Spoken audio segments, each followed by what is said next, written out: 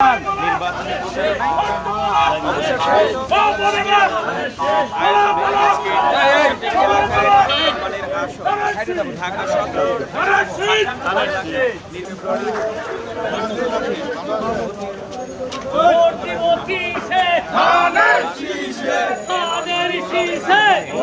জামাত এই করছে, জামাত এই করছে, আরে ভাই কি করছে? এই দেশের মানুষ এত বোকা না।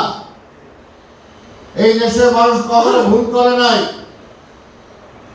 69-এ ভুল করে নাই, 70-এ ভুল করে নাই, 70-এর পরে 71-এও ভুল করে নাই, 75-এও ভুল করে নাই, 90-এও ভুল করে নাই, আর 24-এও ভুল করেই নাই। দেখছেন আপনারা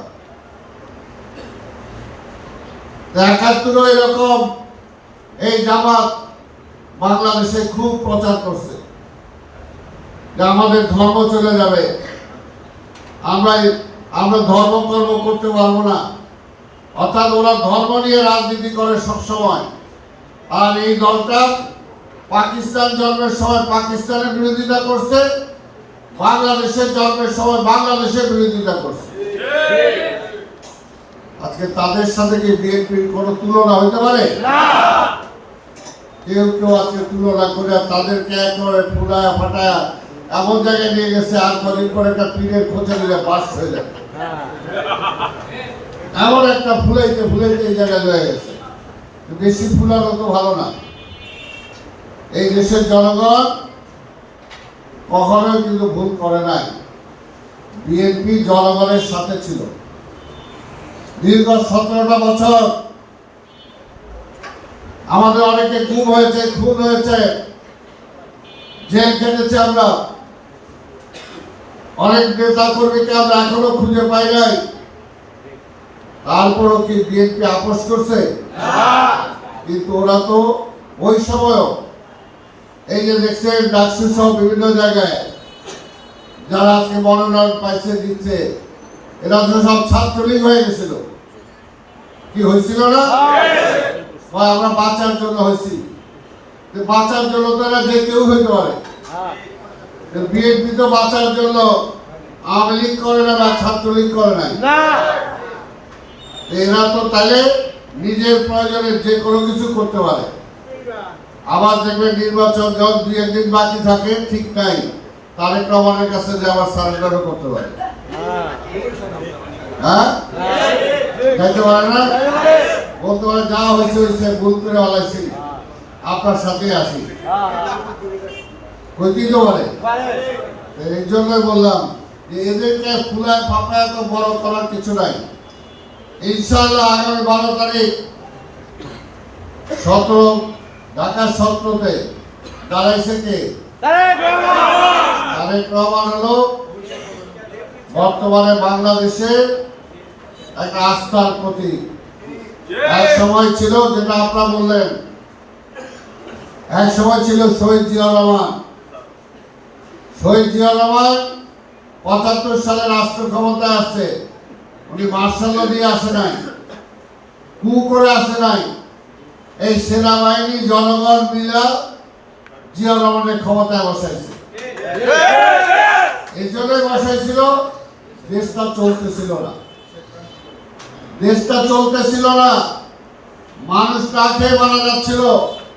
সেনাবাহিনীতে কুয়ের পর কু হচ্ছিল, শিক্ষাঙ্গনে পড়াশোনা ছিল না, ব্যবসা ছিল না, লুটপাটের রাজত্ব একটা কায়েম হয়েছিল।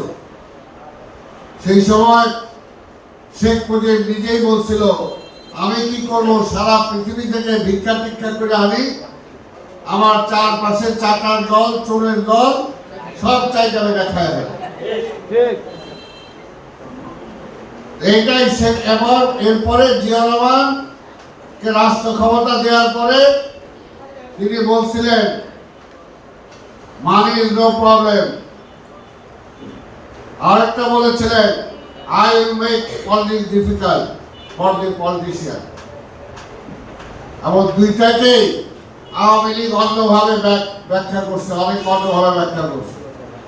এখনো বলে জিয়ার, যেটা তার সন্তান তারেক রহমান বলে, আই হ্যাভ এ প্ল্যান। তার যে পরিকল্পনা আছে, বাংলাদেশ অন্য কারো কাছে হাত পাতা লাগবে না, বাংলাদেশ গরিব থাকবে না, মানুষ না খেয়ে থাকবে না, বেকার থাকবে না, যদি তারেক রহমানের প্ল্যান কার্যকর করা হয়। সেটার জন্য তো তারেক রহমানকে রাষ্ট্র ক্ষমতায় নিতে হবে। এই কথা ঠিক কিনা? রাষ্ট্র ক্ষমতায় নিতে হবে। এটার জন্যই যারা দেশের উন্নয়ন চায় না, যারা দেশের স্বাধীনতা থাকুক এটা চায় না, যারা অপরের কাছে হাত পেতে বেঁচে রাখতে চায়, তারা চায় বিএনপিকে ধ্বংস করে দাও, তারেক রহমানকে ধ্বংস করে দাও। তারা কি দেশকে ভালোবাসে? তারা দেশকে ভালোবাসে না। যদি দেশকে ভালোবাসতো তাহলে তারা এটা করতো না। আরে বাবা, কয়দিন আগেও তো আমাদের সাথে ছিল। বেগম খালেদা জিয়ার দয়ায় 2টা মন্ত্রিত্ব নিছিল।